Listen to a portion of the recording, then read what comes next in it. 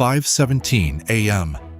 The Strait of Hormuz, the narrowest point, 21 nautical miles of water between the Omani coastline to the south and the Iranian coast to the north, through which flows approximately 20% of the world's entire oil supply every single day, 330 tankers per month, 17 million barrels of crude oil every 24 hours, the economic lifeblood of nations from Japan to Germany to the United States, all of it threading through this single, irreplaceable corridor of blue-green water.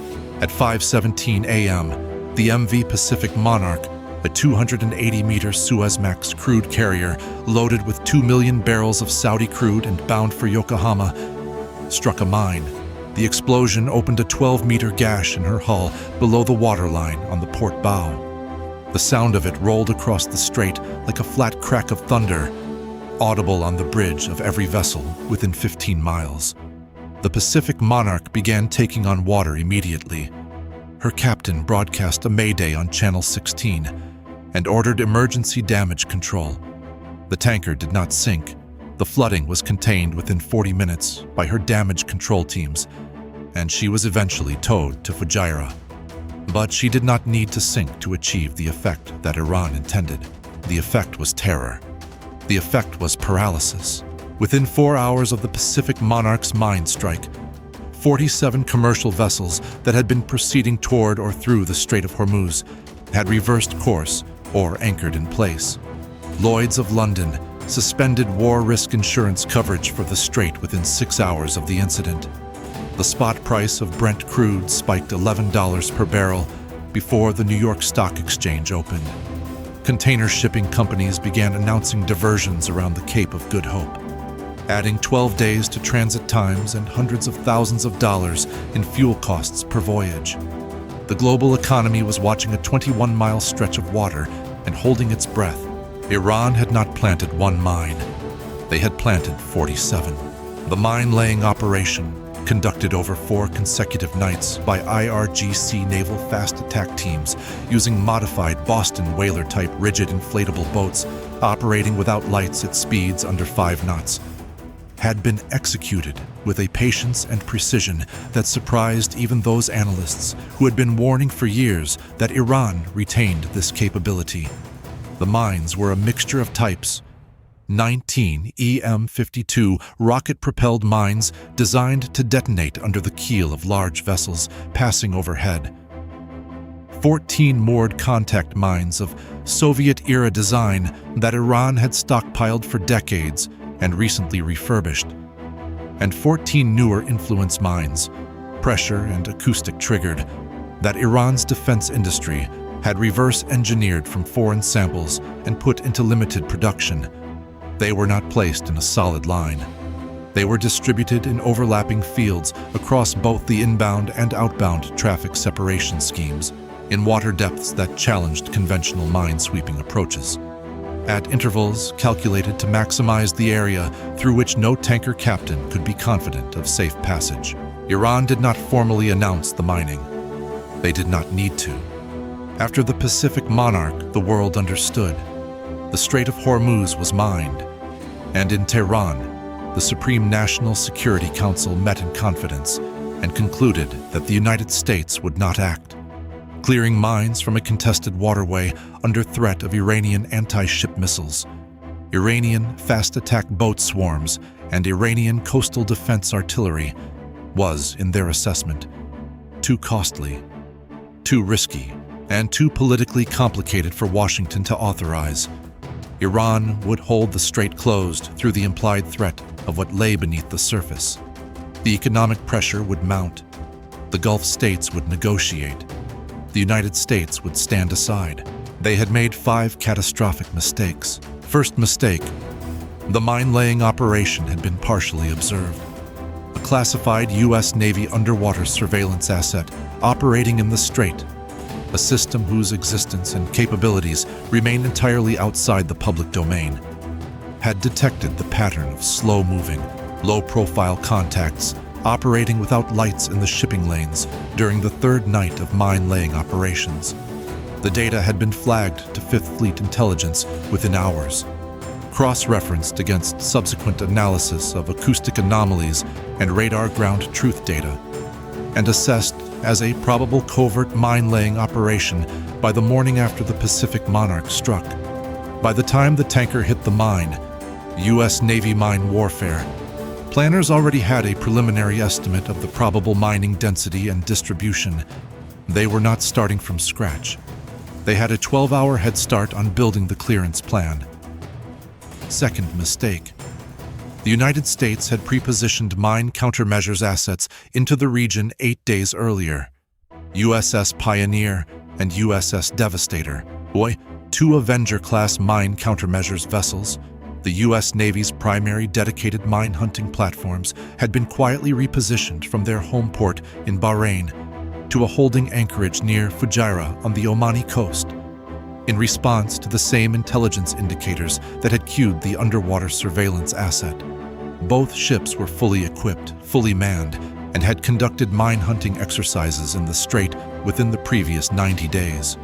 Additionally, a detachment of MH-53E Sea Dragon heavy-lift mine-sweeping helicopters from Helicopter Mine Countermeasures Squadron 14 had been flown into Al Dhafra Air Base in the UAE.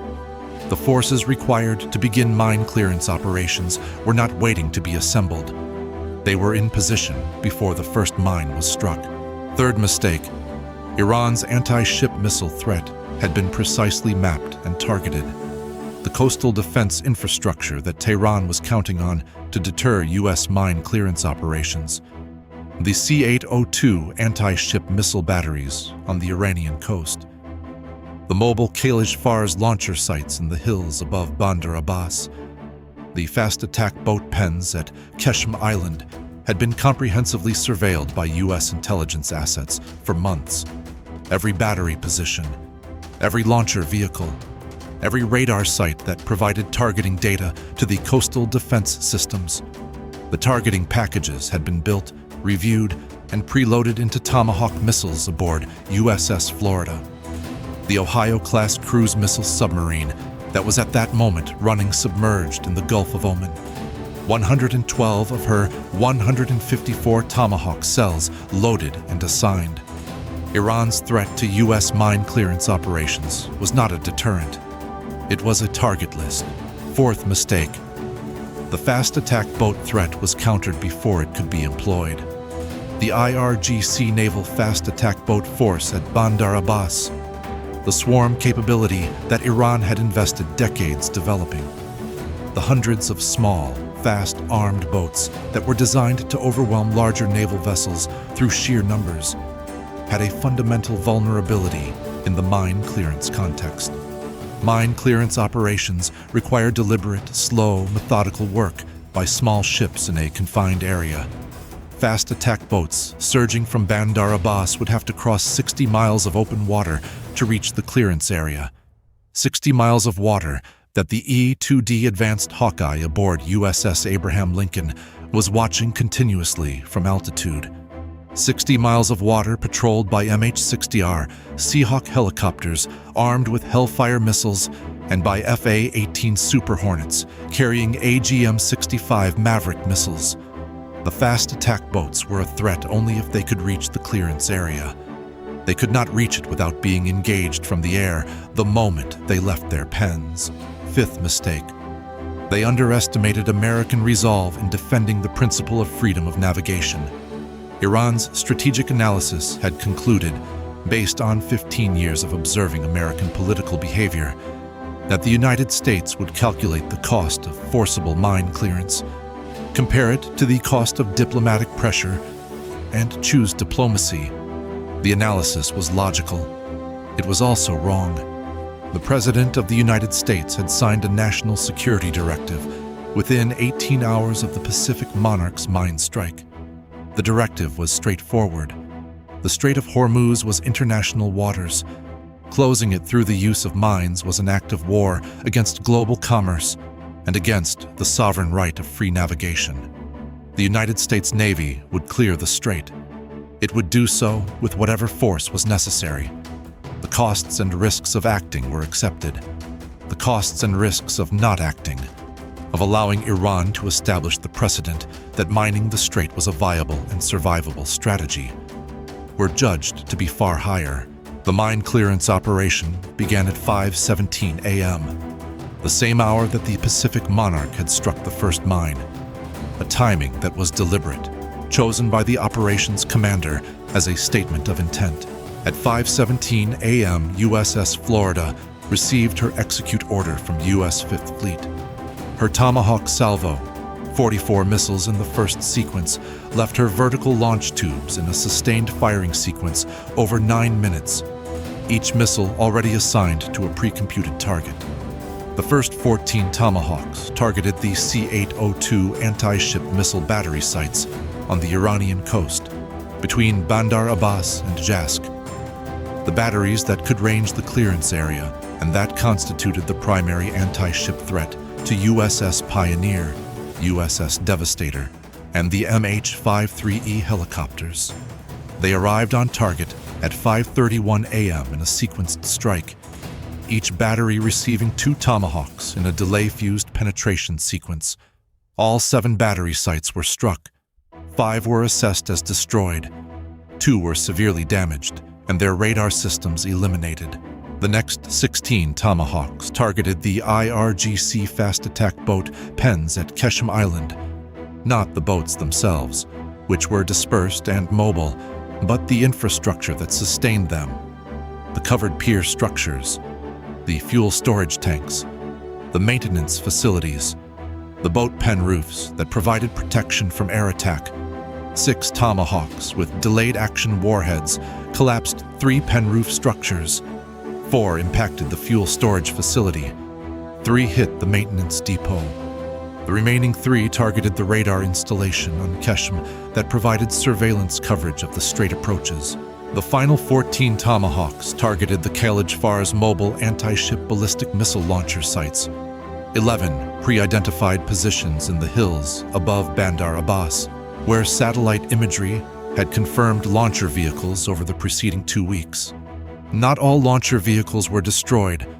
Mobile missiles are inherently difficult to target. But the support infrastructure, the pre-surveyed firing positions, and the command posts from which the launch missions would be directed were eliminated. 44 Tomahawks, 14 targets, 17 minutes of flight time from Florida's tubes to the Iranian coast. At 5:19 a.m., 2 minutes after the execute order, USS Abraham Lincoln turned into the wind 80 miles south of the strait and began her strike launch cycle. In 14 minutes, 24 aircraft were airborne: 8 F-35C Lightning IIs, 8 FA-18E Super Hornets, 4 EA-18G Growlers, 4 E-2D Advanced Hawkeyes. The EA-18Gs went immediately to their jamming stations over the strait, their pods flooding every Iranian radar and fire control frequency in the operational area with precisely calibrated interference. The Iranian coastal defense operators, already reacting to the Tomahawk strikes on their battery sites, found their radar systems degrading simultaneously. The electronic picture that they needed to direct any surviving missile systems or coordinate fast attack boat movements became noise. At 5:24 a.m., the F-35Cs entered Iranian airspace at low altitude. Their targets were the hardened command facilities of the IRGC Naval Command at Bandar Abbas, the operational headquarters from which the mine-laying operation had been directed, and from which any response to the clearance operation would be coordinated. 4 JASSM-ER missiles were released from outside the engagement envelope of any surviving Iranian air defense system and impacted the command facility in a sequenced strike over 40 seconds. The facility's main building, its communications center, and its backup command post were all struck. The IRGC Naval Command went dark at 5:31 a.m., 14 minutes after the execute order.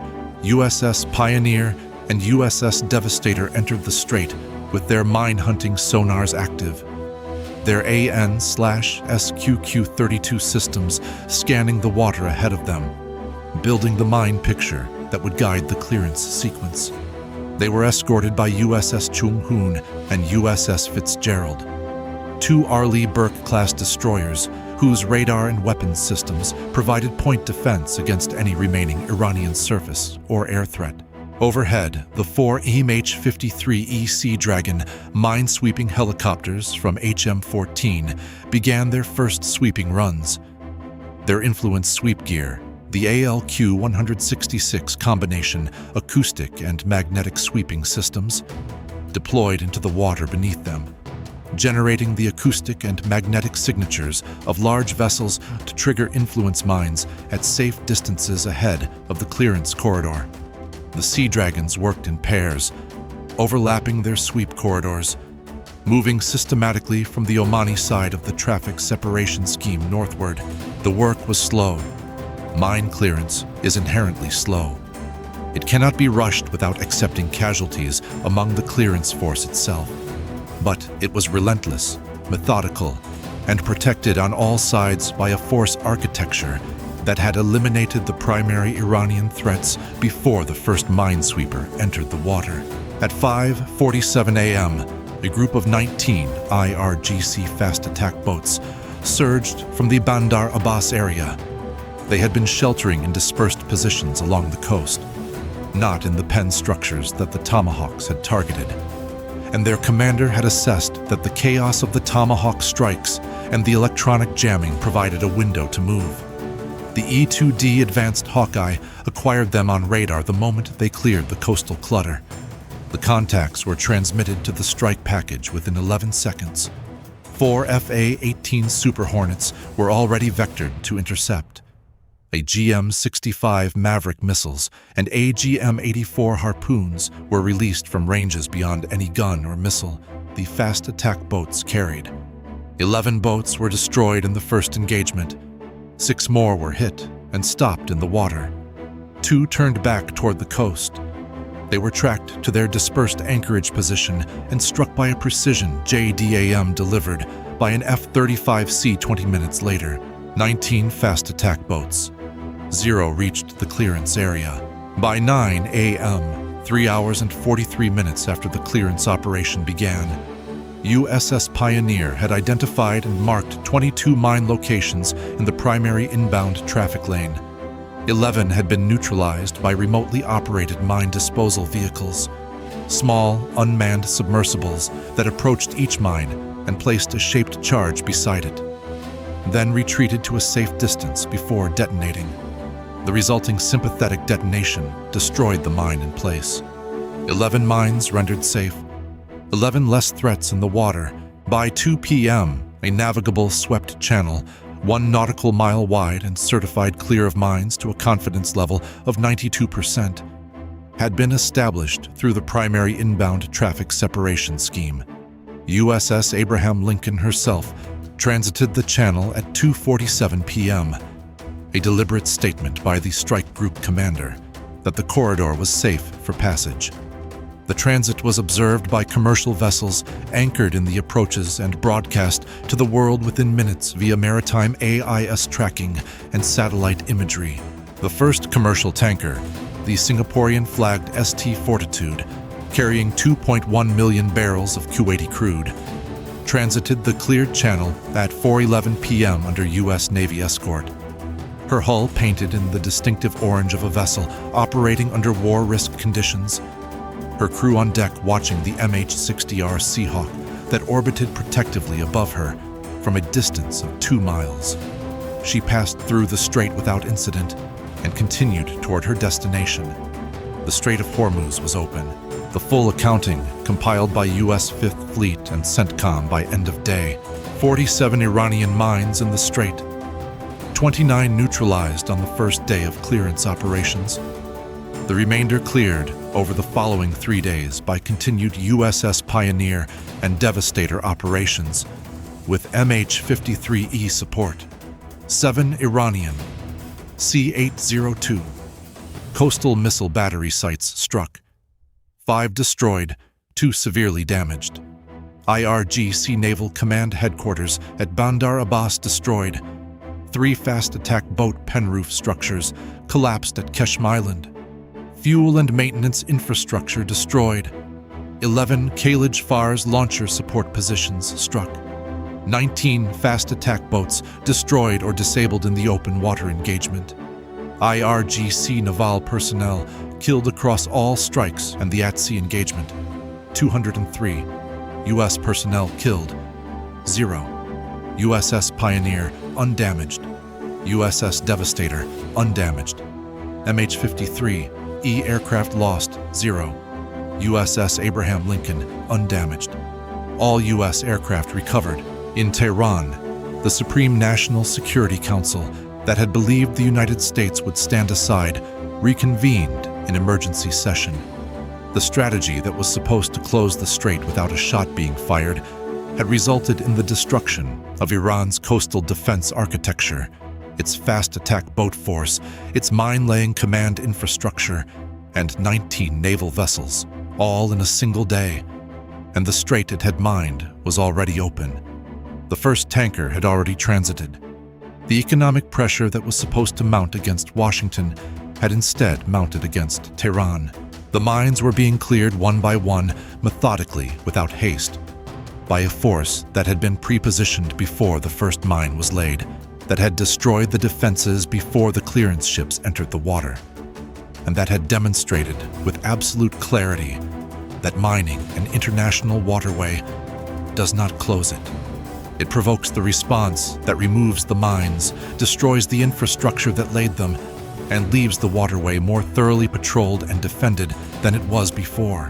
The Strait of Hormuz was open. It had been open for 51 hours before Iran's mining operation achieved any disruption at all, and it had taken less than 9 hours after the clearance operation began to re-establish a navigable corridor. The 47 mines that were supposed to hold the world's energy supply hostage had lasted 1 day against a U.S. Navy mine countermeasures force that had been waiting in place before they were planted. The MH-53E Sea Dragons flew their last sweeping run of the day as the sun set over the Omani coast. Their sweeping gear trailing in the orange-lit water, their crews calm and methodical inside their cockpits, doing the work that mine countermeasures crews do. Slow, precise, unglamorous, and absolutely essential. This is what happens when you mine an international waterway and expect the United States to stand aside. You do not find a hesitant adversary calculating its risks and choosing diplomacy. You find Tomahawks already in the tubes, already targeted at every battery site and boat pen along your coast. You find minesweepers already positioned before you finish laying the last mine. You find a carrier strike group whose aircraft are airborne before your fast attack boats have cleared the harbor. You find that the corridor you tried to close is swept clear and certified for transit before the working day is done. And you find that the cost of the operation, the infrastructure you spent decades building, the naval vessels you spent years acquiring, the coastal defense architecture you positioned to deter exactly this response, is gone. All of it, in a single morning. The Strait of Hormuz belongs to no nation. It never has. It is a corridor of the world's commerce, protected by the law of nations and by the practical reality that the United States Navy has the will, the capability, and the pre-positioned assets to ensure that reality is enforced. On this morning, beginning at 5:17 a.m., in the first gray light over the narrowest and most critical 21 miles of ocean on Earth, the U.S. Navy proved it one more time. The corridor was open. The tankers were moving. The world's economy breathed again, and beneath the surface of the Gulf of Oman, USS Florida reloaded her tubes and resumed her silent watch, ready as always for whatever came next.